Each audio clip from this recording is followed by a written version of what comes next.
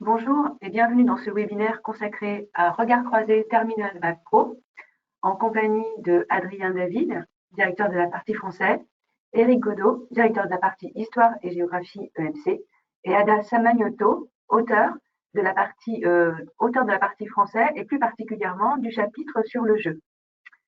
Ce manuel Regard croisé est un manuel qui associe donc l'histoire et géographie et le français. C'est un manuel qui présente de nombreuses ressources numériques qui sont accessibles par QR code dans la version e-manuel. Sachez qu'un replay sera disponible à l'issue de ce webinaire et que nous répondrons également à toutes vos questions que vous pouvez déposer par chat. Alors nous allons commencer, si vous le voulez bien, Éric et Adrien. Donc une première question. Pourquoi avoir conçu un manuel unique français et histoire et géographie? Bonjour à tous et à toutes.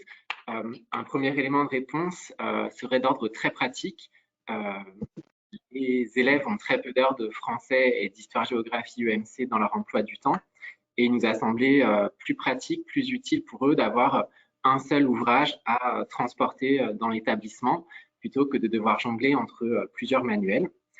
Et puis, ce choix permet aussi d'aborder des points communs au programme de français, d'histoire-géographie et de MC, qu'il s'agisse de thématiques ou de compétences à travailler.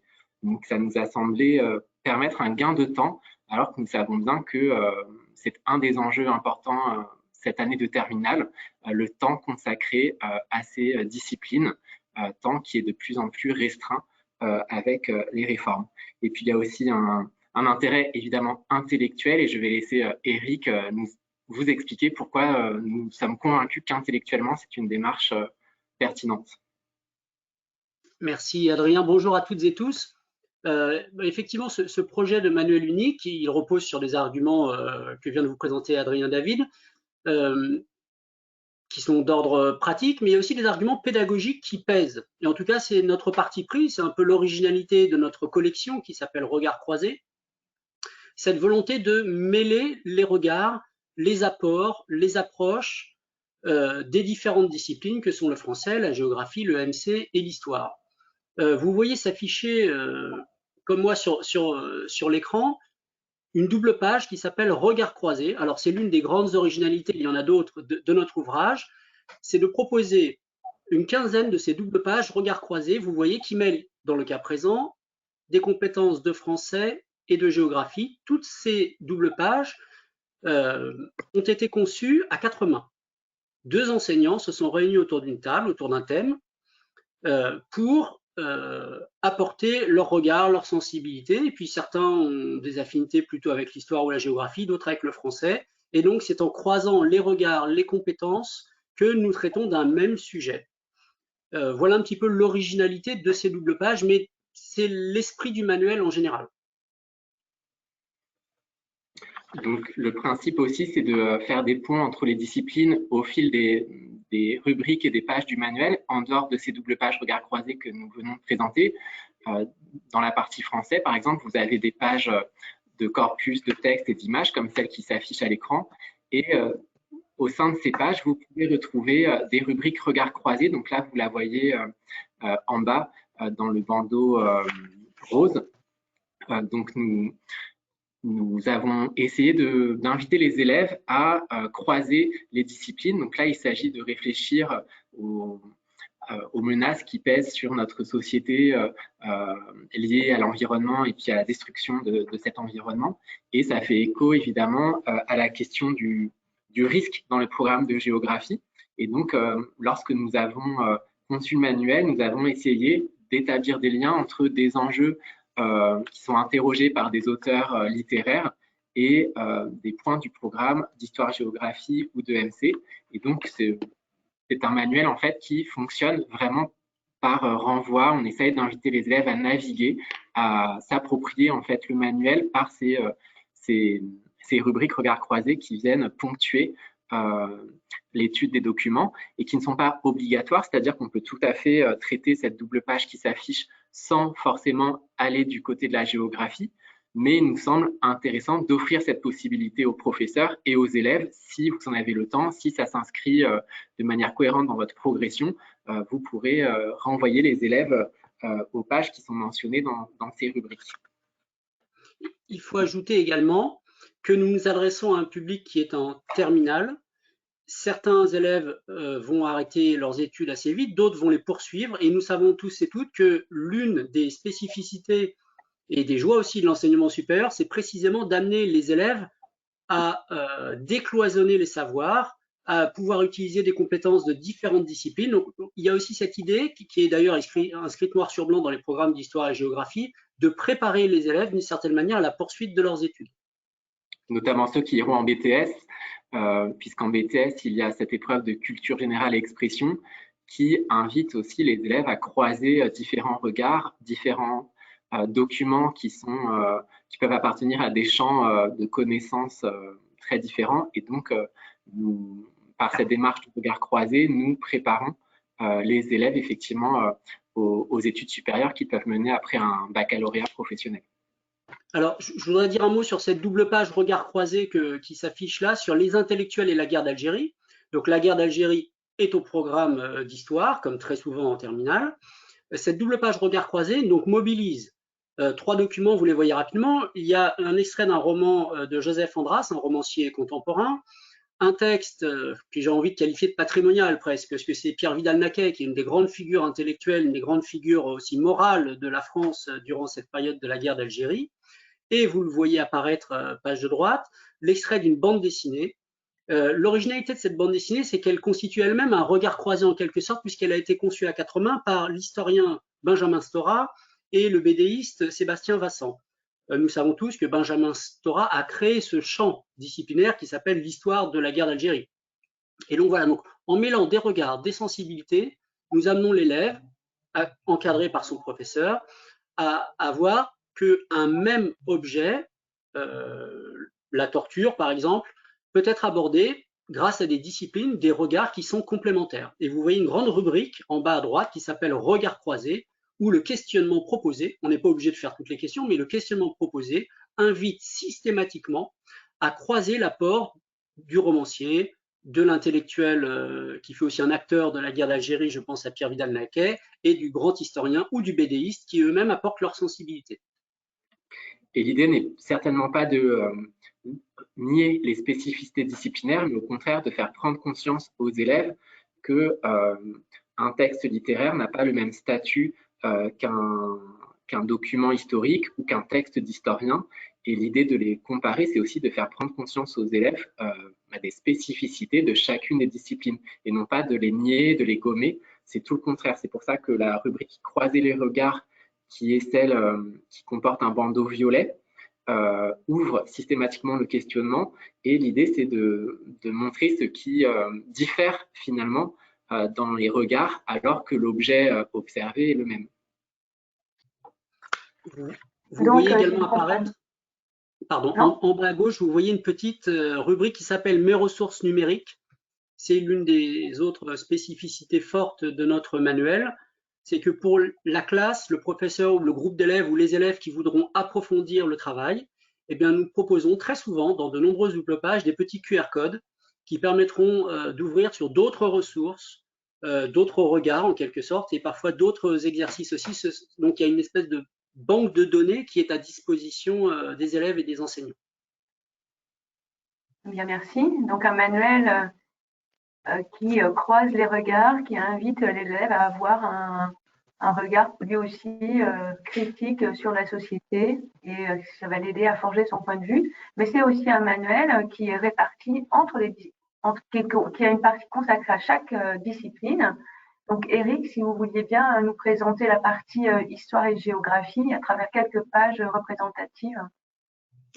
Oui, alors on vous propose rapidement un feuilletage, alors évidemment de quelques pages spécifiques. Voici une page d'ouverture, en l'occurrence là d'un chapitre de géographie, le premier, changement climatique, pression sur les ressources, mais toutes les pages d'ouverture en histoire ou en géographie se ressemblent. Nous avons mis un sommaire sur la gauche, vous le voyez, mais surtout un document en majesté. Ce document est conçu comme un lanceur de cours. Et d'ailleurs, la petite boîte questions en jaune qui apparaît en bas est intitulée « Pour se lancer ».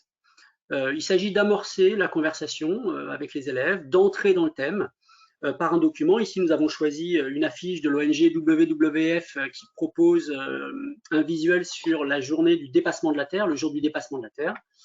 Et donc, à l'oral, évidemment, l'enseignant propose ce document à l'étude des élèves et ça amorce la conversation. C'est l'occasion aussi de réactiver des connaissances. Les élèves sont en terminale, ils ne partent pas de zéro, ils savent beaucoup de choses déjà, ils vont en apprendre d'autres évidemment, mais c'est une manière de réactiver les connaissances, d'entrer dans le thème et de créer un petit peu l'appétit ou la curiosité des élèves.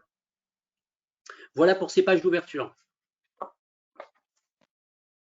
Comme nous sommes en histoire et en géographie, en l'occurrence ici un chapitre de géographie, il y a du matériau nécessaire à l'historien ou au géographe. Donc nous avons proposé, pas systématiquement mais assez souvent, des doubles pages de repères. Vous voyez des cartes, des infographies, des documents de type statistique, ici sur un thème de géographie sur la pression croissante sur les ressources. Vous voyez apparaître aussi dans un bandeau à droite en violet du vocabulaire et des notions. Bon, cette double page repère est présentée au début du chapitre. Son usage peut être très très varié, ça dépendra de la demande des élèves ou de l'objectif de l'enseignant et de la séquence pédagogique en cours. Les documents peuvent être interrogés et questionnés les uns après les autres. On peut faire de cette double page une double page de travail, ou bien il peut s'agir d'une double page qui sert de ressource, dans laquelle, au fil des cours, l'enseignant pourra venir puiser, ou alors auquel il pourra renvoyer ses élèves. Donc on peut utiliser ces documents, ou bien tous ensemble, ou bien individuellement, c'est selon les besoins. C'est une espèce de banque de données, en quelque sorte, à disposition des enseignants et des élèves. Nous allons peut-être regarder un autre type de double page, bon, les cours. Assez synthétique. Nous savons bien que, d'une part, comme c'est un manuel unique et qu'il était hors de question qu'il fasse 1000 pages, et puis comme les enseignants ont un temps imparti assez limité pour traiter un programme assez solide, nous avons choisi de faire des cours assez synthétiques, mais je pense complets, avec là aussi, c'est quelque chose que nous avons fait depuis plusieurs années aux éditions Nathan, à savoir un cours écrit à gauche, qui met en avant les grandes idées, les grandes notions, et à droite, des documents. On peut très bien se contenter du cours, demander même aux élèves de le lire, faire une classe inversée, ou renvoyer au cours pour que les élèves approfondissent leur savoir, ou alors les deux en même temps, renvoyer aux documents qui sont utilisables et exploitables indépendamment les uns les autres. Et vous voyez apparaître donc des documents de nature variée, comme toujours, là pour le coup, en histoire et géographie, on essaie toujours de faire la même chose, il y a des cartes, des photographies, des textes de nature variée. J'attire votre attention, vous le voyez apparaître, le petit picto violet, rose-violet à nouveau, plutôt rose, regard croisé. C'est un autre exemple là, oui, c'est un autre exemple de cette volonté que nous avons de faire circuler l'élève à l'intérieur du manuel. Là, en l'occurrence, nous renvoyons l'élève à la page 154. Donc, nous sommes ici dans un chapitre de géographie et nous renvoyons à un chapitre de français. Et nous établissons un lien en posant une toute petite question. Si l'élève ou le prof a le temps de feuilleter les pages ou l'envie, il le fera. Sinon, il n'aura pas envie. S'il n'a pas envie, il ne le fera pas. Mais il y a toujours cette volonté chez nous, d'une part, de faire circuler l'élève à l'intérieur des savoirs et des disciplines. Voilà pour ces doubles pages de cours. Nous avons baptisé Focus. Comme son nom l'indique, ce sont des doubles pages qui portent sur un point précis. Un point précis qui a été choisi par les auteurs. Il y a une liberté pédagogique à laquelle nous sommes attachés évidemment tous et toutes. Et donc là, en l'occurrence, dans un chapitre sur les ressources, toujours ce même chapitre, le pétrole en Alaska, un enjeu environnemental majeur, où évidemment, nous proposons comme toujours des documents de nature variée qui permettront à l'élève de montrer que c'est un enjeu à la fois écologique, politique, social, culturel, que celui de l'exploitation du pétrole en Alaska. Je veux attirer votre attention particulièrement sur la colonne de droite que nous avons intitulée « Capacités ». La liste des capacités, là pour le coup, elle nous est donnée par le programme. Là, il n'y a pas de liberté pédagogique qui tienne. Le programme donne une liste de capacités en histoire et en géographie et nous les avons toutes traitées dans leur intégralité. Ici, la capacité est intitulée « Analyser un conflit d'usage autour d'une ressource dans le cadre d'une étude de cas ». Et donc, c'est un questionnement, là aussi, qui est proposé à la classe. Donc, cette double page focus peut être traitée comme une double page de dossier classique, avec, vous le voyez, des questions en bleu après les 4 documents, ou bien elle peut être travaillée comme capacité pour entraîner les élèves précisément à acquérir les dites capacités. Comme toujours aussi, vous voyez apparaître un petit QR code. Il y a des ressources complémentaires disponibles. En l'occurrence ici, nous renvoyons à un site qui s'appelle Parlons Science et qui revient sur ces enjeux de l'exploitation du pétrole, l'exploitation des gaz aussi, etc. Petite rubrique en bas à droite à laquelle nous sommes attachés, écrire. Et oui, nous savons que ces élèves vont passer un bac où il faudra écrire, en français bien évidemment, mais en histoire et géographie également. Et donc nous proposons assez souvent dans les doubles pages des petits moments d'entraînement au travail d'écriture.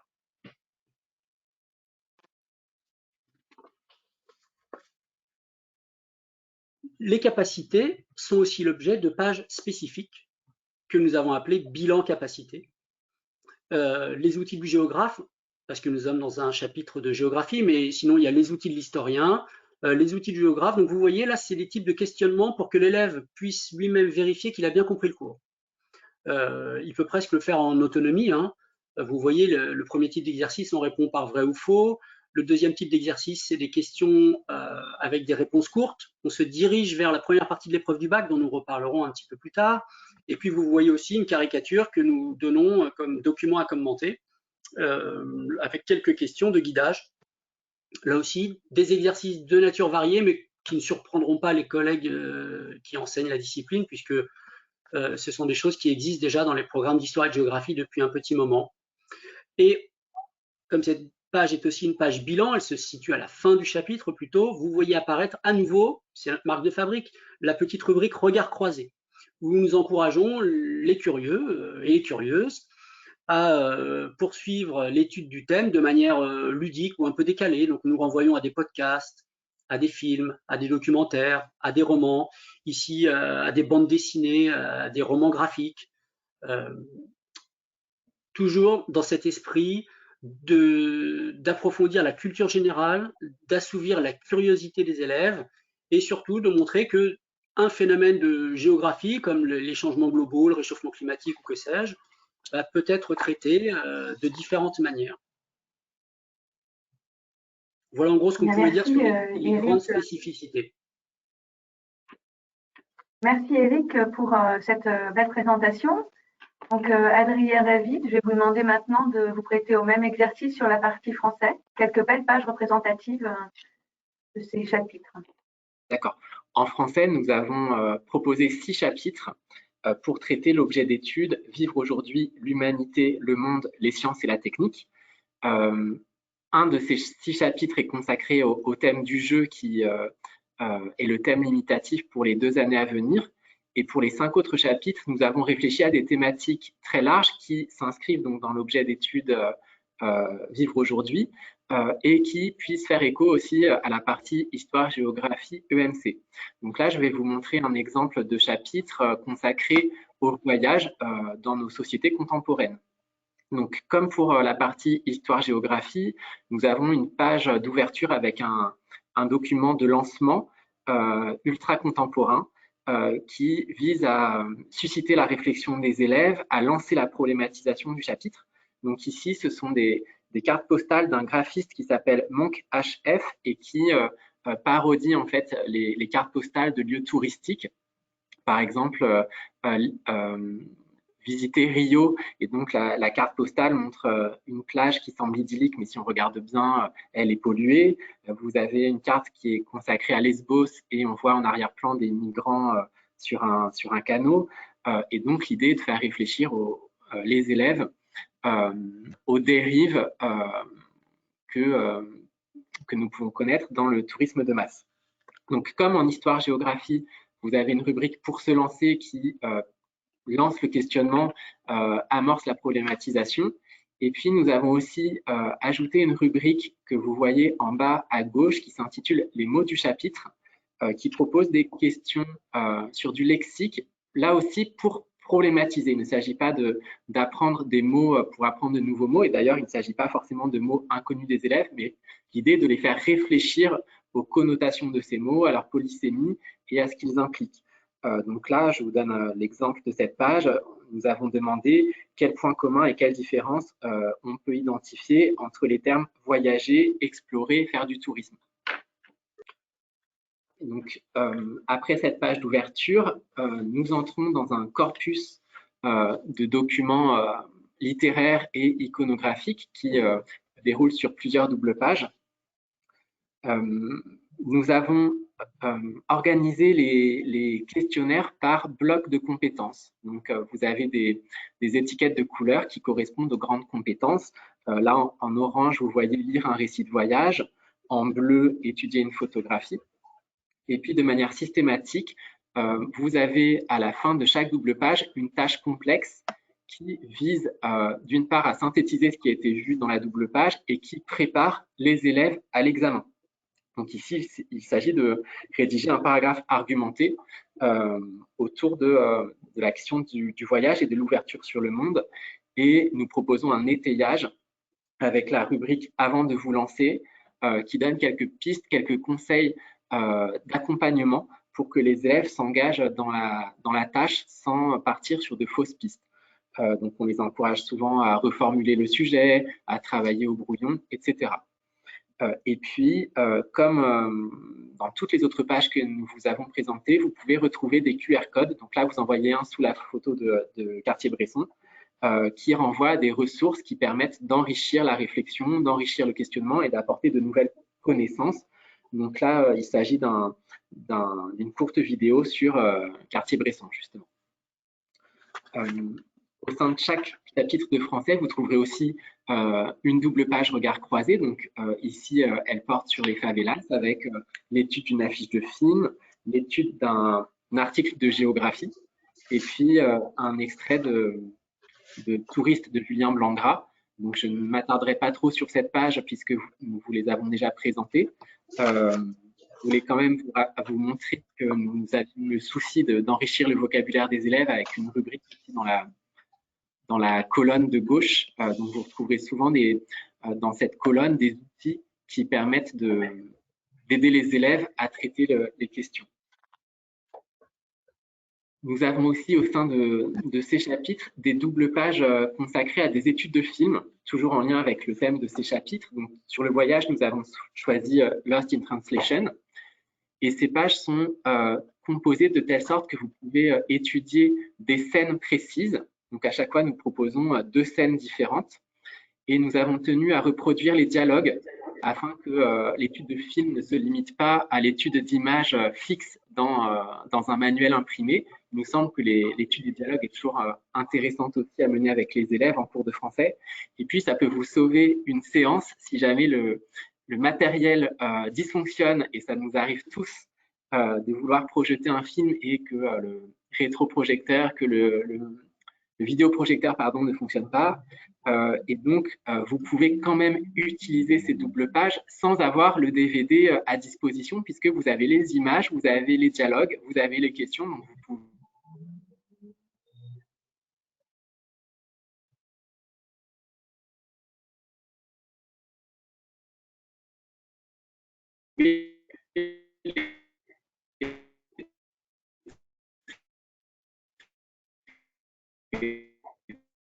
Il semblerait qu'il y ait un petit problème technique. Oui, Adrien, il n'y a plus de son. Comme si vous étudiez un tout autre document. Et puis, de manière... Ah, alors là, Adrien a disparu. Alors, j'ai désactivé ma caméra pour...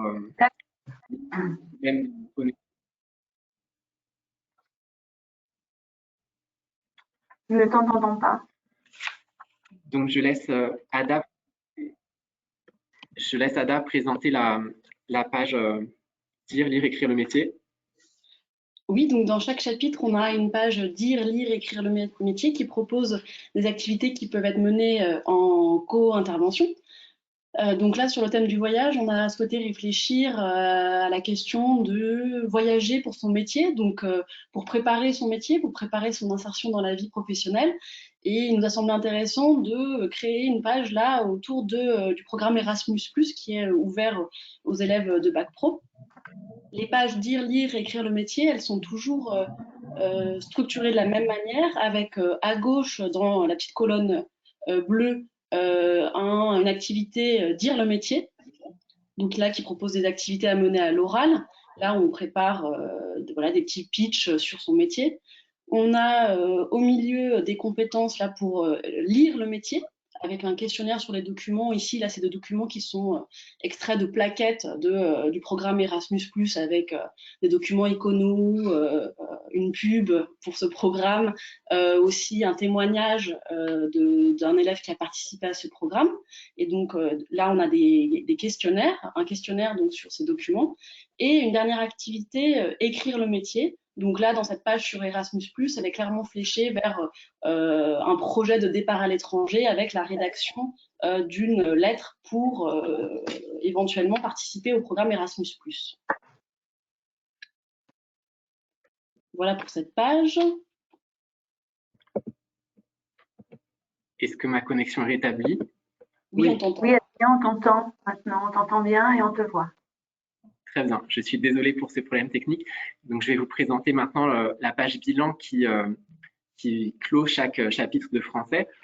Donc, nous avons souhaité proposer une bibliographie, voire aussi des conseils de films ou de séries, afin de prolonger la réflexion des élèves et de développer la pratique de la lecture en proposant des œuvres très variées et avec différents niveaux de difficulté pour que chaque élève puisse s'engager dans la lecture. Et nous avons systématiquement choisi des thèmes ultra contemporains qui font écho à des problématiques, à des questionnements que les élèves peuvent rencontrer dans leur vie.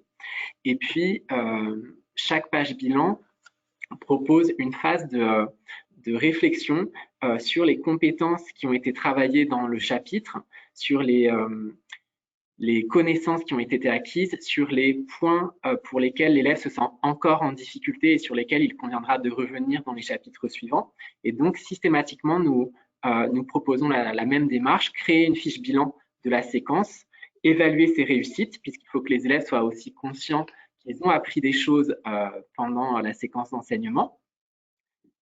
Exprimer ses goûts, puisqu'en français, il est important que les élèves apprennent à exprimer leur jugement à propos des œuvres qu'ils ont pu étudier dans la séquence, et puis évaluer ses besoins, l'idée étant que l'élève ait conscience de ce qui lui reste à parcourir comme chemin pour acquérir les compétences qu'il doit avoir acquises avant la fin de l'année de terminale. Donc l'idée est de placer les élèves dans une posture de métacognition qui est nécessaire en fait si l'on souhaite qu'ils progressent efficacement. Donc c'est une démarche que nous proposons de manière systématique à la fin de chaque chapitre de français. Mais nous proposons, en plus de ces chapitres consacrés à des corpus, à des études de documents, toute une partie consacrée à l'étude de la langue, et c'est Ada qui va vous la présenter. Oui. Alors, on va peut-être voir une page en exemple, voilà. Donc, il y a toute une partie du manuel qui est consacrée aux compétences de maîtrise de la langue que les élèves doivent acquérir, donc de la seconde à la terminale, et on sait que c'est un enjeu important là pour les lycéens. Donc, il y a 19 fiches qui reprennent tous les points du programme. Donc, vous voyez un exemple ici, la fiche 7 sur la phrase complexe, juxtaposition, coordination et subordination. Toutes les fiches sont construites sur le même modèle, et sur un modèle qu'on a voulu le plus clair possible et le plus pratique possible, avec une démarche qui vise vraiment à ce que les élèves s'approprient au mieux les contenus et les connaissances. Donc la première étape, elle s'appelle « J'observe » et elle propose une petite activité, une mise en activité de l'élève, donc autour de questions assez simples, mais qui visent à réactiver les connaissances de l'élève ou alors susciter un questionnement devant des notions peut-être un peu plus complexes ou problématiser certaines notions de grammaire. La deuxième étape, donc toujours sur la page de gauche, et c'est celle qui prend un peu plus de place dans la page, c'est l'étape « J'apprends », c'est la leçon. qui prend toujours la forme d'une carte mentale pour que ça soit vraiment clair et synthétique et que les élèves puissent vraiment apprendre le plus efficacement possible le point sur lequel la leçon porte. Les étapes 3 et 4, donc sur la page de droite toujours, c'est des exercices, donc dans j'identifie et je manipule, des exercices qui sont de difficulté croissante et qui permettent à l'élève de tester leurs connaissances et aussi de gagner des automatismes. La dernière étape, je m'exprime, donc c'est toujours une courte activité écrite pour vraiment ancrer les connaissances vues et travailler dans les pages et travailler les compétences de rédaction. Ce que je voulais signaler, c'est que les éléments de maîtrise de la langue n'apparaissent pas que dans cette partie du manuel qui est consacrée à la grammaire et à la syntaxe. On retrouve, et ça on ne l'a pas présenté au fil du chapitre, mais des petits encarts dans les chapitres de français. Des petits encarts, alors là le code couleur c'est rouge, toujours fléché langue, qui permettent donc de poser des petites questions sur tous les textes, sur presque tous les textes en réalité, qui sont étudiés dans la partie français. Donc qui permettent d'activer vraiment les notions de grammaire et qui sont aussi des points d'accroche possibles pour insérer des leçons de langue plus complètes dans les séquences que vous pouvez mener avec les chapitres de français. Merci Ada pour cette présentation tout à fait claire.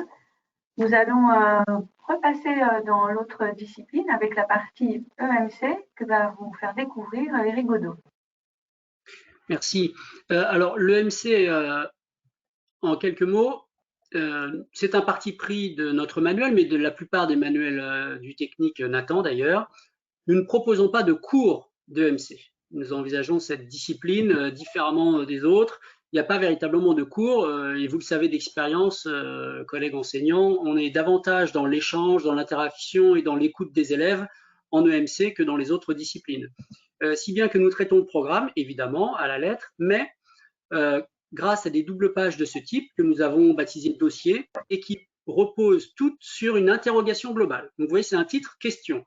Comment lutter au quotidien contre les changements globaux?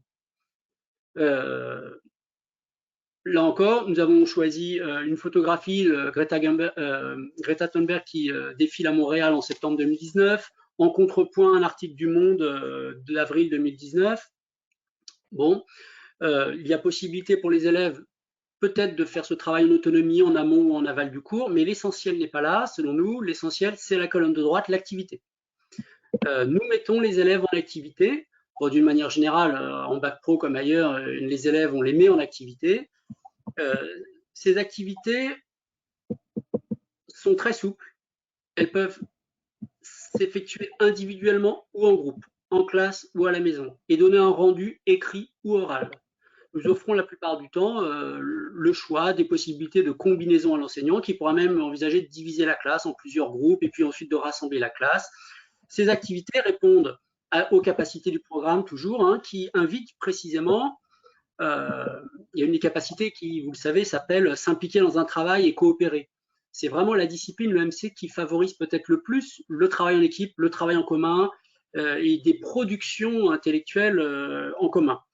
Et donc là, nous proposons, c'est pour ça qu'elle est un peu longue, cette rubrique capacité, qu'elle prend toute une colonne, nous proposons différentes étapes de travail guidées, hein, qui permettent au groupe, aux élèves, eh bien, de mener à bien ce travail, cette activité, qui aura, je le répète, un rendu qui pourra varier, élaborer une affiche, faire un petit film, rendu écrit ou rendu oral, individuel ou collectif.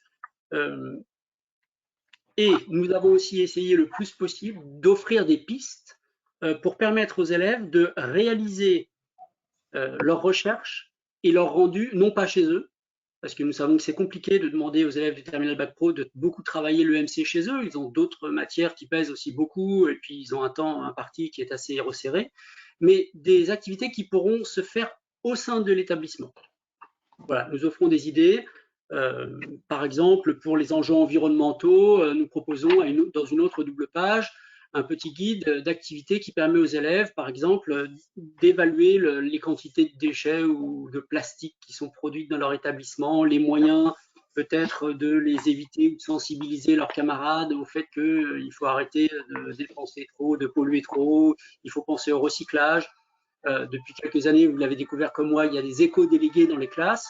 Bon, les éco-délégués pourront s'emparer de ces activités. Donc, vous voyez, c'est des choses à la fois très concrètes qui pourront se faire dans l'établissement et évidemment en EMC, quand on parle de bioéthique, de biotechnologie, il y a des choses aussi beaucoup plus conceptuelles, mais toujours de notre point de vue, dans un souci de faciliter le travail de l'enseignant et encourager le rapprochement des élèves. Voilà pour l'EMC. Merci Eric. Est-ce que vous pourriez nous présenter maintenant les parties épreuves du bac, puisque quand même la terminale c'est une classe à examen, donc faisons un focus sur les épreuves aussi bien en histoire et géographie qu'en français. Alors concernant l'histoire et la géographie, il y a deux types d'épreuves. La première épreuve, qui correspond ici à l'essentiel de la page de gauche, les questions 1, 2, 3 de la page de gauche, c'est du contrôle de connaissances.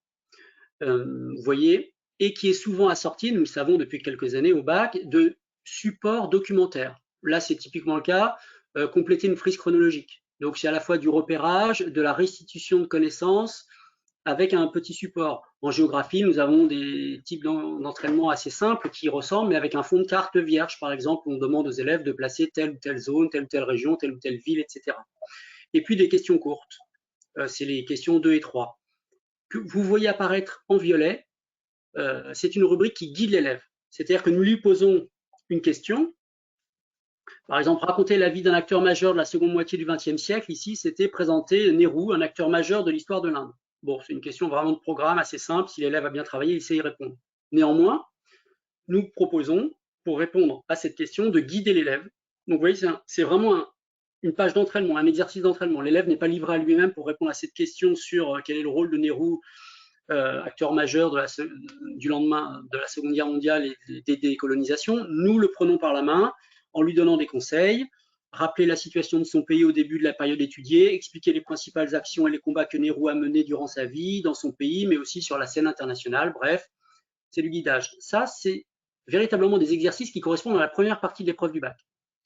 L'autre partie de l'épreuve du bac, nous la connaissons bien en histoire-géographie depuis plusieurs années, c'est l'étude d'un ou de plusieurs documents. En l'occurrence, ici, l'exemple que vous avez sous les yeux, c'est la confrontation de deux documents sur la construction européenne. Comme au bac, toujours deux documents complémentaires, ou alors au contraire qui donnent des points de vue différents, mais enfin sur un même thème. Ici, la construction européenne, nous proposons une affiche, assez connue d'ailleurs, c'est presque un document patrimonial, elle est très connue cette affiche de 1957. Et puis, en contrepoint, un texte un peu plus profond et ultérieur sur les premiers élargissements de la CE. Et, comme il est demandé aux élèves au bac, après avoir présenté les documents, contextualisé, des questions qui incitent à exploiter les documents individuellement ou à les croiser, à voir qu'ils rendent compte de situations à la fois complémentaires et différentes. Donc nous posons au total 7 questions, vous le voyez à droite, et comme toujours, comme ces doubles pages sont conçues comme des doubles pages d'entraînement, je m'entraîne, eh bien il y a cette rubrique en violet qui donne des conseils à l'élève pour ne pas qu'il se retrouve un petit peu désemparé. Par exemple, la question 4, on demande à l'élève en 1973, quels sont les États qui ont déjà rejoint la CEE? En quoi sont-ils différents des 3 nouveaux candidats? Bon, c'est une question qui porte sur le document 2, donc qui implique d'avoir des compétences de lecture et d'exploitation d'un texte. Mais dans la petite rubrique en violet, au cas où l'élève aurait loupé une information ou aurait oublié quels étaient les pays qui étaient entrés à ce moment-là dans la CEE, nous renvoyons. Vous pouvez vous repérer grâce à la carte qui figure page 25. Toujours ce souci aussi d'aider l'élève, évidemment, mais de le faire circuler dans le manuel, ce souci que l'élève puisse s'approprier ce manuel qui est conçu comme un outil de travail. Voilà pour ces doubles pages de bac, somme toute assez classiques, mais toujours avec ce souci d'accompagner l'élève.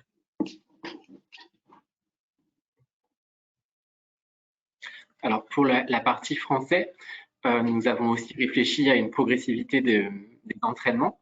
Alors nous proposons un sujet de bac blanc sur le thème du jeu, et c'est un sujet brut, donc avec un corpus de documents et des compétences de lecture et d'écriture.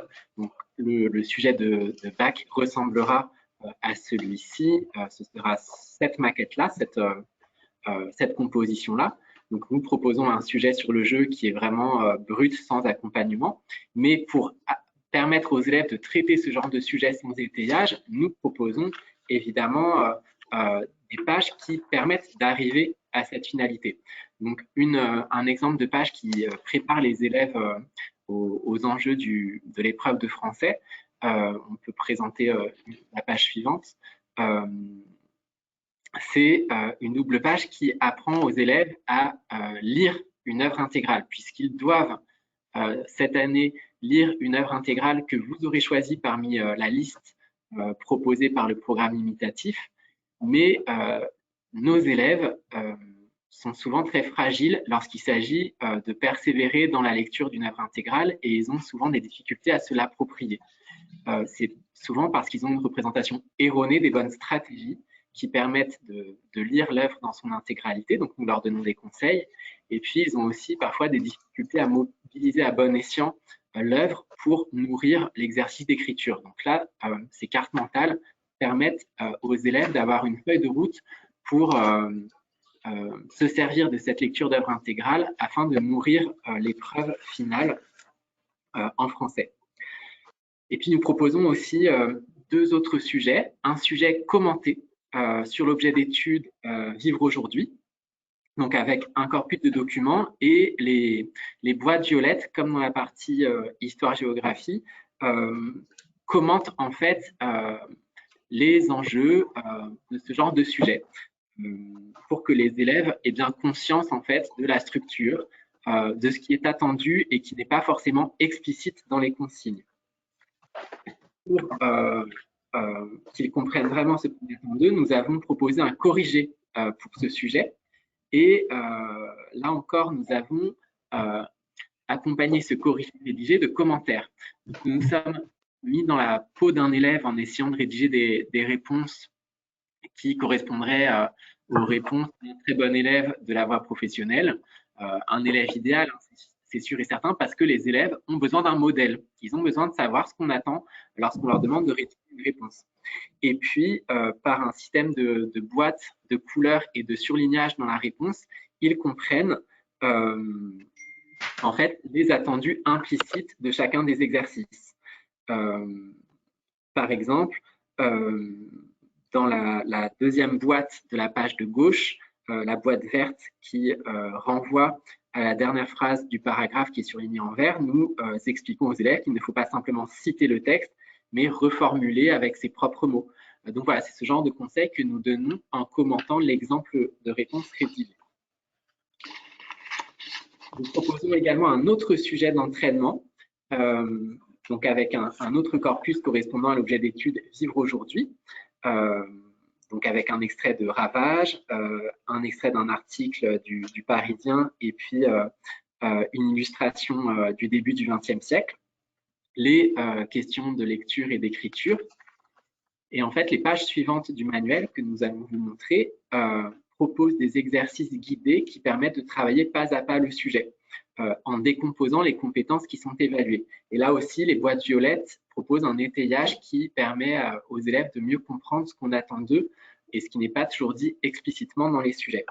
Et donc, vous avez des exercices préalables d'entraînement et puis des exercices qui renvoient explicitement au sujet d'entraînement. Donc là, par exemple, la question 2 sur la page de gauche renvoie à l'extrait de Ravage qu'on vous a présenté sur la page précédente.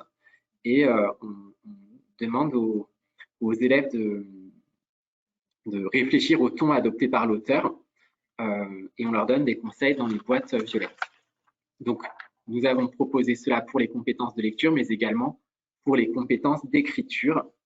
Donc, on propose des exercices qui permettent d'analyser le sujet, qui permettent d'organiser les idées sous forme de plans. Donc, on fait commenter différentes propositions de plans et puis des exercices autour de la rédaction et de la recherche d'arguments et d'exemples. Voilà pour la préparation au baccalauréat dans des pages spécifiques, mais il est évident que chaque page de la partie français, en fait, prépare les élèves à ces compétences qui sont évaluées et les tâches complexes que je vous ai présentées tout à l'heure dans les chapitres sont aussi des entraînements au baccalauréat. Et puis, il y a une autre épreuve que les élèves passeront à la fin de l'année, c'est celle du chef-d'œuvre. Et c'est Ada qui va vous présenter notre proposition pour les y préparer. Alors oui, dans ce manuel, on a choisi de faire 6 pages sur l'épreuve du chef-d'œuvre, donc cette nouvelle épreuve vraiment phare du bac pro. Alors c'est pas une épreuve qui nous concerne spécifiquement directement en lettres histoire, mais on peut être amené à y contribuer, puisque vu que le chef-d'œuvre est une épreuve pluridisciplinaire, les enseignements professionnels peuvent être amenés à collaborer avec nous en lettres histoire. Donc, dans cette section-là consacrée au chef-d'œuvre, on a proposé d'abord une double page sur une activité d'histoire là que vous voyez affichée à l'écran, donc comprendre le chef-d'œuvre, qui cherche à mettre en perspective vraiment cette épreuve et en réactivant surtout ce que les élèves ont vu en seconde dans le programme d'histoire. Alors, je crois que le programme, l'intitulé du programme, c'est le compagnonnage au 19e siècle. Et là, donc, on réactive ces choses-là pour un petit peu mettre en perspective l'épreuve que eux doivent passer donc cette année en terminale. La double page suivante, c'est une série de 6 activités qui peuvent aider les élèves à tenir un carnet de bord tout au long de l'année. J'insiste sur un élément, ce sont des activités qui sont, enfin des pages plutôt qui sont vraiment génériques. Les activités peuvent être menées dans toutes les filières du bac professionnel, quel qu'il soit. On a vraiment fait ce choix, contrairement peut-être à d'autres concurrents, de ne pas proposer des chefs-d'œuvre précis, d'exemples de chefs-d'œuvre précis. On laisse vraiment la liberté aux collègues et aussi aux élèves d'élaborer leur propre chef-d'œuvre. Ces activités, elles permettent, on espère, d'avoir une démarche réflexive sur ce que les élèves sont en train de construire et doivent les aider à élaborer leur projet tout au long de l'année, donc avec des activités diverses, garder une trace des actions, des sorties, développer son imagination, planifier son année. On a aussi listé toute une série d'outils qu'ils peuvent utiliser pour travailler en collaboration dans l'année. Donc là, vraiment des activités à mener en première en réalité déjà et aussi en terminale pour finaliser le chef-d'œuvre. La dernière double page, préparer l'évaluation orale du chef-d'œuvre, celle-ci, elle est vraiment intéressante pour nous en lettres histoire parce que même si on n'est pas partie prenante peut-être de l'élaboration du chef-d'œuvre de nos élèves, je pense qu'on a une vraie plus-value à apporter pour la préparation de l'épreuve finale, l'épreuve certificative qui va donc les noter en réalité. On a ici une série de 4 activités pour que les élèves s'entraînent à passer cette épreuve orale, donc en préparant leur support, mais aussi en travaillant les codes de la prise de parole, donc à la fois la parole, la voix, mais aussi la communication non verbale, donc comment on se tient, comment est-ce qu'on s'habille aussi. Donc une série d'activités à mener peut-être de manière plus ponctuelle, ou ça c'est à voir dans les établissements, mais je pense qu'il y a vraiment un intérêt à mener ces activités avec les élèves. Voilà pour le chef-d'œuvre dans ces 6 pages. Et je pense que... Merci Alda. Adrien, vous vouliez nous dire un mot du français professionnel qui tient quand même dans la voie professionnelle une place importante? Bien sûr, d'autant plus que nous sommes amenés à co-intervenir avec les collègues des disciplines professionnelles et que c'est souvent lors de ces heures qu'on travaille les codes du français professionnel, les codes de communication. Donc nous avons essayé de sortir des traditionnelles pages sur le CV ou l'aide de motivation qu'on trouve partout et finalement les élèves peuvent les retrouver sur Internet, ces conseils. Donc pour essayer d'aborder les choses de manière un peu plus stimulante, nous sommes partis par exemple pour l'entretien d'embauche d'une série contemporaine, Girls, qui met en scène des jeunes femmes d'une vingtaine d'années qui entrent sur le marché du travail. Et donc, nous suivons le personnage de Shoshana qui va mener différents entretiens d'embauche. Et le problème de Shoshana, c'est qu'elle est complètement décalée par rapport au monde du travail et qu'elle est un peu trop honnête lorsqu'elle se présente face aux employeurs. Et donc, on part de cette série pour nourrir la réflexion des élèves et les inviter ensuite, eux, à réfléchir à la manière dont ils se seraient présentés en entretien d'embauche. Et donc, ça nous paraît intéressant de faire le lien entre la culture pop, la culture des élèves à partir des séries, et puis ce qu'ils vont expérimenter dans le monde du travail lorsqu'ils vont rechercher un stage ou lorsqu'ils vont s'insérer pour la recherche d'un emploi. Donc, Maintenant, dernier point de cette présentation, le chapitre consacré au jeu. Donc, c'est Ada qui va nous présenter ce chapitre qui appartient au thème limitatif proposé cette année dans le cadre de la terminale Bac Pro. Alors, dans ce chapitre donc, qui est voilà, consacré à ce programme, ce beau programme limitatif là sur le thème du jeu, on va retrouver, je dis quelques mots du jeu, de la structure du chapitre en général, à la fois des éléments qui sont dans la bibliographie du programme limitatif et aussi des éléments qui n'apparaissent pas dans cette bibliographie parce que justement, il nous a semblé de notre rôle de proposer des pistes complémentaires, donc avec des documents annexes, des pistes voilà, cinématographiques ou voilà, une BD, je pense notamment à une BD dont on verra un extrait plus tard, qui peut être voilà, un document complémentaire intéressant. Ce chapitre, il reprend vraiment la structure du chapitre qu'Adrien a présenté tout à l'heure, donc je ne sais pas si on va tout recommenter, mais donc là, on retrouve la page d'ouverture avec une image, une iconographie vraiment forte. Ici, c'est un extrait de la série Stranger Things, donc que les élèves connaissent, je pense, ou connaissent sans doute mieux que moi, mais qui ici peut réactiver, faire appel à l'expérience de joueurs de nos élèves, puisqu'ici on voit des adolescents en train de faire un jeu de rôle, un jeu de plateau, et donc on a des questions pour se lancer à partir de cette image donc de Stranger Things. Peut-être Adrien, tu voulais en dire un mot ou ça te... Oui, non, alors j'ai été coupé, c'est ça, je ne sais pas ce que vous avez entendu de mon propos. En tout cas, merci Ada d'avoir présenté cette ouverture. Je n'ai rien d'autre à ajouter, si ce n'est que effectivement, elle suit la structure des pages d'ouverture des autres chapitres et qu'on a vraiment à cœur de partir du monde de référence des élèves pour ensuite élargir à des références beaucoup plus patrimoniales, beaucoup plus classiques, auxquelles ils ont moins accès dans leur vie quotidienne. Et c'est pour ça qu'on a choisi d'étudier une pièce de théâtre, c'est la page suivante, une pièce de Marivaux qui est citée dans le programme limitatif, La double inconstance. Donc elle suit la même structure que les pages cinéma avec des études de scène et puis une étude d'ensemble thématique sur le double jeu dans la pièce. Donc là, l'idée, c'est de travailler autour du jeu amoureux au XVIIIe siècle et puis aussi du jeu théâtral, c'est une des entrées du programme limitatif sur le jeu, futilité et nécessité. Donc, je ne vais pas m'attarder plus longtemps sur cette double page.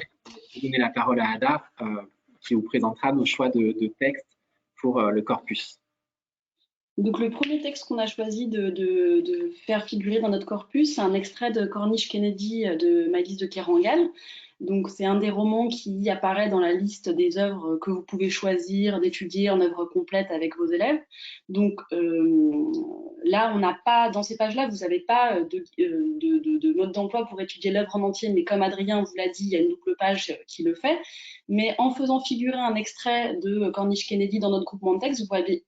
L'idée, c'est de faciliter le passage de l'étude de l'œuvre entière, de l'œuvre intégrale, au groupement de texte qu'on doit aussi mener avec les élèves. Donc, on a choisi de commencer par Cornish Kennedy.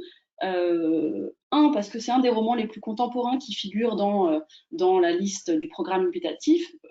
Alors ça, c'est une remarque de ma part, mais c'est parce que c'est la seule autrice qui figure dans ce programme limitatif, donc j'étais contente de l'avoir arrivé en 1.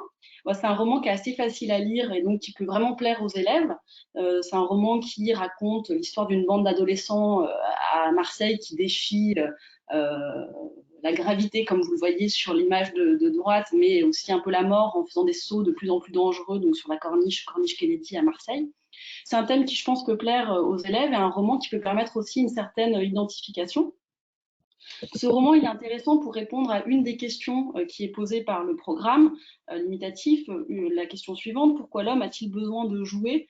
Donc on le voit dans l'extrait choisi et aussi dans les questions qu'on a posées, que là on va sur la piste d'une certaine exploration de la liberté et des limites.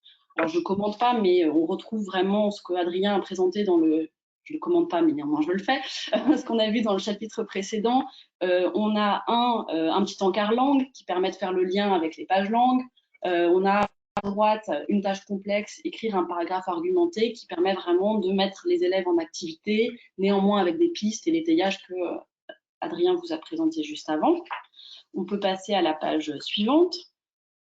Alors la double page suivante, elle est très riche parce qu'on a 3 documents, 2 extraits de romans donc, qui font aussi partie du programme limitatif, 2 extraits de romans de littérature étrangère, donc Le joueur d'échecs de Zweig et La défense Lougine de Nabokov, et aussi un document iconographique, un tableau de Maria Elena Vieira de Silva. Et donc, vous le voyez, l'unité thématique de cette double page, c'est le jeu d'échecs, qui est un jeu concret très riche là, pour réfléchir à cette question du jeu. On a, donc, de manière assez classique, à la fois des questions de compréhension. Je suis toujours sur cette partie-là, mais je vais aller à la page suivante dans pas longtemps, donc c'est pas grave. Je voulais juste signaler qu'on avait à chaque fois une rédaction, enfin une tâche d'écriture proposée aux élèves. Et ici, je la trouve intéressante parce que donc, ce qu'on demande aux élèves, c'est, je vais vous lire la consigne, en vous appuyant sur votre expérience personnelle, racontez une partie d'un jeu de votre choix qui montre l'aliénation du joueur. Donc cette page, elle réfléchit donc à l'ambivalence du jeu entre la liberté et l'aliénation. Et certes, on est parti du jeu d'échecs, qui montre bien ça dans la littérature et aussi dans le tableau qu'on a choisi, mais nos élèves ne sont pas forcément des joueurs d'échecs, mais par contre, on le sait, ils ont une pratique vraiment personnelle du jeu, et c'est intéressant de faire le lien par l'écriture entre ce qu'ils ont lu, les textes patrimoniaux qu'on leur a donné à lire et leur expérience personnelle. De la page suivante, donc on peut y aller, regard croisé, là elle continue sur le jeu d'échecs, mais sous un autre angle, là cette fois-ci historique et politique. Et donc là, le lien est fait avec un élément du programme d'histoire, la guerre froide. Donc ici, on part de la série que beaucoup d'entre nous et beaucoup de nos élèves aussi ont vu, la série Le jeu de la dame, là, qui a eu un grand succès cette année sur Netflix. On a un triple regard croisé parce qu'on a un extrait, c'est le document 1 du roman source, une image de la série et un texte d'un intellectuel qui date de 1987 et donc qui commente la guerre pacifique, c'est un extrait du texte, que se menaient les États-Unis et l'URSS sur le plateau d'échecs. Et page regard croisé qui reprend la structure que Eric et Adrien ont déjà vraiment bien commenté avec les QR codes, etc., etc. La page suivante, Adrien, tu peux peut-être... Oui, alors le corpus se poursuit. Nous n'avons pas seulement inclus des extraits des œuvres au programme, nous avons aussi ouvert sur d'autres documents parce qu'il faut nourrir l'étude de l'œuvre intégrale que vous choisirez par la lecture d'autres textes. Et donc, nous avons fait le choix de proposer un texte de Barthes qui est très accessible, qui est extrait de l'Empire des signes, qui est un recueil d'articles écrits après un voyage de Barthes au Japon. Et dans le texte que nous avons choisi, qui est un article dans son intégralité consacré au pachinko, Barthes réfléchit à ce que signifie jouer au Japon par rapport au jeu en Europe, à travers cet exemple du pachinko, qui est une sorte de machine à sous, enfin, c'est une machine entre la machine à sous et le flipper, qui peut conduire aussi à l'aliénation des joueurs, puisque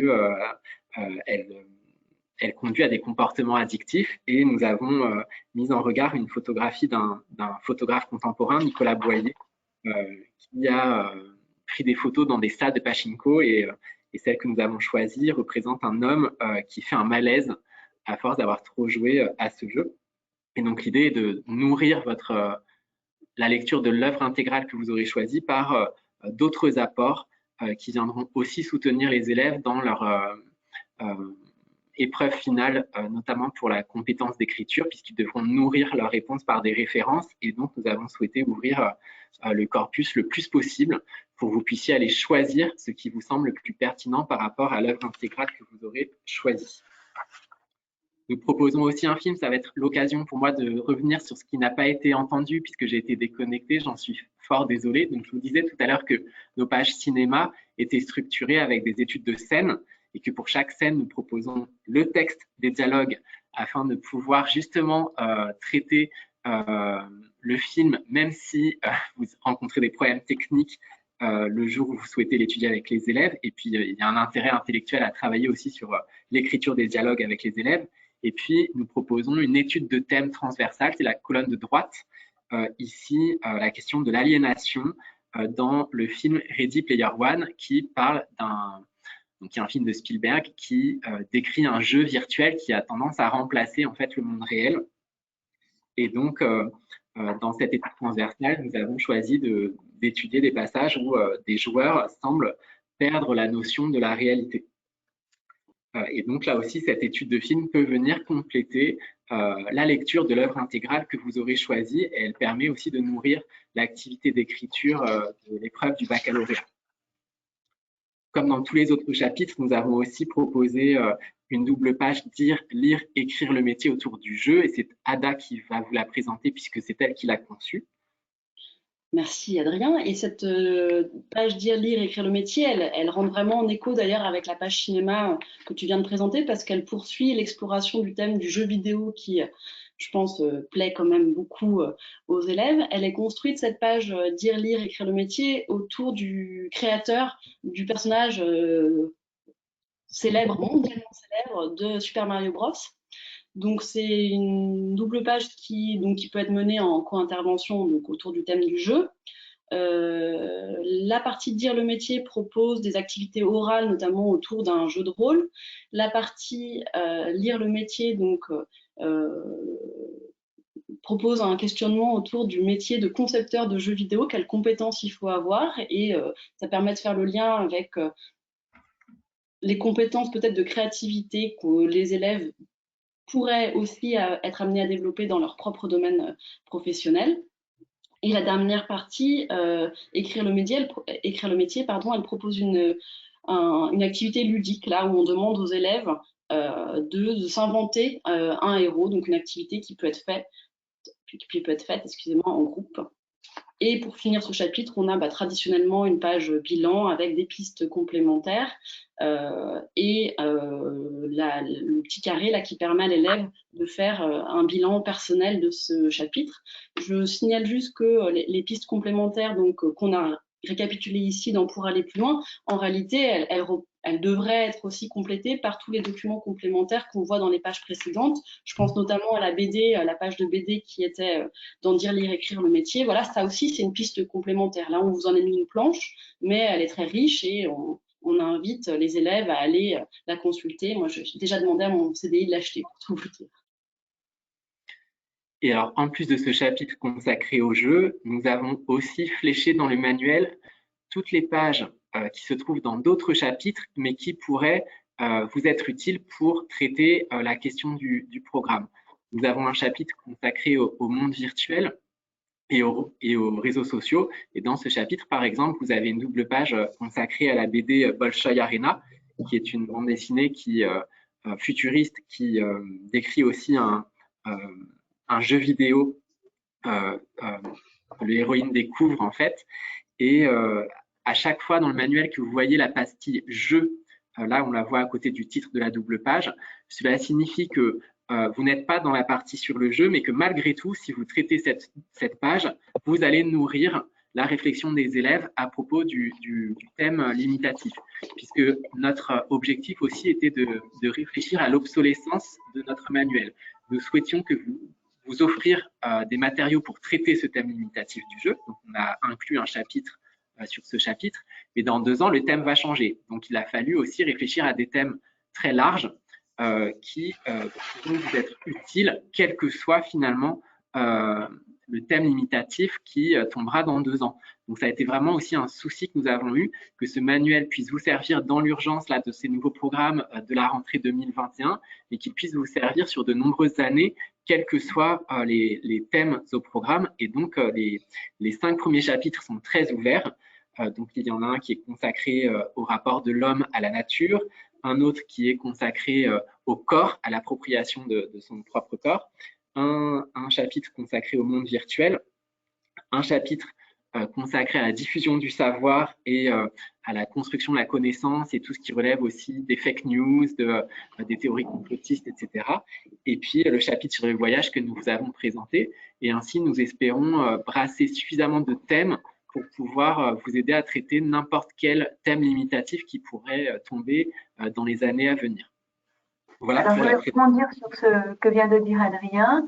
en sachant que bien évidemment, quand le thème limitatif changera, le manuel sera mis à jour avec le nouveau thème.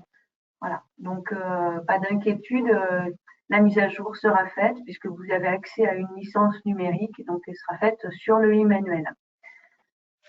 Très bien. Eh bien, écoutez, je vous remercie tous trois pour cette présentation de votre manuel Regard croisé Terminal Bac Pro. Un manuel, si je comprends bien, qui construit bien les notions de chacune de vos disciplines et qui aussi favorise l'interdisciplinarité grâce à ces pages Regard croisé, qui permet à l'élève de développer son esprit critique et de le conduire vers plus d'autonomie. Donc, je profite aussi de ce moment où vous avez parlé du jeu pour vous dire que nous avons un carnet qui s'appelle le jeu Utilité-Nécessité dans la collection Carnet de lecteur qui va sortir cet été. Un carnet entièrement consommable dont Adrien David est l'auteur. J'espère que nous aurons l'occasion de vous en parler plus amplement lors d'un prochain webinaire très bientôt. Donc, revenons donc à Regard croisé. Donc, ce webinaire sera disponible en replay dès ce soir. Vous pourrez donc le réécouter et le partager auprès de vos collègues et amis. Nous allons pouvoir maintenant répondre à vos questions. Donc, avons-nous eu plusieurs questions? Alors, nous avons quelques questions.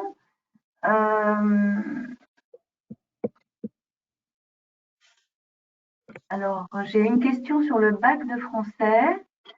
Donc, est-ce que donc les pages, Adrien, vous nous avez montré quelques pages de français pour l'entraînement bac. Est-ce que vous pourriez peut-être clarifier un tout petit peu l'organisation, c'est-à-dire que la partie entraînement et tout ce qui concernait les compétences? D'accord. Donc, en fait, pour proposer un entraînement progressif, dans le manuel, vous trouverez 3 sujets de bac qui sont construits selon la maquette du bac de français. Donc, à chaque fois, un corpus de documents textuels et iconographiques, des questions de lecture et une question d'écriture. Donc, vous avez 3 sujets différents. Mais l'étayage pour chacun de ces sujets est différent. On va commencer par un étayage très fort avec un sujet qui sert d'exemple et qu'on va commenter à l'aide de bulles qu'on vous a présentées et qui permettent aux élèves de mieux comprendre la structure de l'examen, comment le sujet est-il composé, quel type de questions sont posées. Et ce sujet, en fait, commenté est accompagné d'un corrigé entièrement rédigé pour que les élèves aient un modèle et qu'ils voient quelle est la rhétorique qu'on attend lorsqu'on leur demande de répondre à tel type de questions. Et ce corrigé rédigé fait aussi l'objet de commentaires dans la marge avec des petites bulles que nous vous avons présentées. Donc ça, c'est un type, c'est le premier sujet, si vous voulez, qui est le plus étayé, c'est-à-dire qu'il est entièrement corrigé, il est commenté, et comme ça, les élèves comprennent parfaitement l'implicite de cette épreuve, comprennent parfaitement les attentes des correcteurs, les attendus, en fait, de l'épreuve. Ensuite, il y a un deuxième sujet qui, lui, est guidé, c'est-à-dire qu'on va proposer des exercices d'entraînement pour les compétences de lecture et les compétences d'écriture. Donc, des exercices intermédiaires qui vont progressivement amener les élèves à traiter le sujet proposé. Donc, l'étayage est un peu moins fort que pour le premier sujet, parce que là, les élèves sont beaucoup plus acteurs dans la préparation du sujet. Et puis, nous avons enfin un dernier sujet qui, lui, correspond à un sujet qui pourrait être donné à l'examen sans étayage. Et nous avons choisi un sujet autour du thème du jeu. Comme ça vous permet aussi d'aborder d'autres documents pour nourrir l'étude de ce thème. Donc, il y a un poème de Baudelaire, une gravure de Félicien Rops, et puis Zeg, 24 heures dans la merci Ada. Donc, d'autres documents qui parlent du thème du jeu. Et là, les élèves disposent simplement du corpus et puis des consignes d'écriture et de lecture sans autre aide. Et donc ensuite, les réponses sont évidemment données dans le livre du professeur ou dans le e-manuel, mais dans le manuel imprimé, donc que le sujet. Donc comme ça, vous avez 3 sujets, ça vous permet de penser une progressivité sur votre année. On peut imaginer qu'au premier trimestre, on leur donne un sujet très guidé, au deuxième trimestre, un sujet moins guidé, et puis à la fin, ils sont capables de traiter un sujet blanc sans aide, sans étayage. Merci Adrien pour cette réponse développée. Bon, une petite dernière question pour revenir sur cette intertextualité. Donc, on a bien compris que elle allait créer des liens entre les différentes matières et puis permettre à l'élève de découvrir différents regards. Mais est-ce que le temps passé sur ces pages ne risque-t-il pas de mettre en danger, entre guillemets, le temps dévolu à chaque discipline pour aller jusqu'au programme, pour faire tout le programme? Eric, je te laisse répondre. Bon, rapidement, nous avons conçu ce manuel avec des enseignants. Donc, d'expérience, ils savent ce qui fait perdre du temps et ce qui en fait gagner. Et nous pensons avoir fait une offre qui fera gagner du temps. Nous sommes vraiment conscients de ces enjeux. L'année de terminale est très très courte pour les élèves de Bac Pro. Et donc, nous avons fait en sorte précisément, justement, de faire gagner aussi du temps à nos collègues et aux élèves. Et précisément leur montrer que on va pas passer sur les 2 heures ou 2h30 par semaine, on va pas passer de manière fixe 2 heures de français et une demi-heure de géo ou 1 heure de français, 1h30 d'histoire. On va pouvoir, dans certains cours, se rencontrer les disciplines. Et ça fait gagner du temps. On en est absolument persuadé parce qu'on a des collègues qui l'expérimentent depuis pas mal de temps sur le terrain. Très bien, merci. Karine, si je peux rajouter quelque chose, c'est les compétences travaillées en français et en histoire, géographie, EMC sont complémentaires. Et quand on travaille une tâche d'écriture dans la partie histoire, eh bien, on développe des compétences qui sont utiles pour le français. Et donc, finalement, on traite des compétences et des capacités communes aux deux programmes. Et c'est ainsi qu'on gagne du temps, parce que si on pense les choses de manière étanche, c'est sûr qu'on doit dédoubler finalement les exercices, alors que si on pense par interdisciplinarité, on va pouvoir proposer des exercices, et c'est ce que nous avons fait, qui permettent de développer des compétences utiles aux 2 disciplines, voire aux 3 disciplines avec l'EMC. Et c'est particulièrement vrai aussi pour l'oral, qui, nous le savons, va prendre certainement une place grandissante dans l'enseignement secondaire. Et un bon oral croise des compétences de toute discipline et a ses propres compétences en plus. Donc nous pensons avoir fait une offre qui vous facilitera la tâche. Bien, merci à tous les 3 et puis merci à vous toutes et tous qui nous avez écoutés. J'espère que ce manuel rencontrera votre satisfaction et vos pratiques, vous aidera bien dans vos cours. Je vous dis à très bientôt pour un prochain webinaire. Merci, au revoir. Merci, au revoir. Au revoir, merci beaucoup.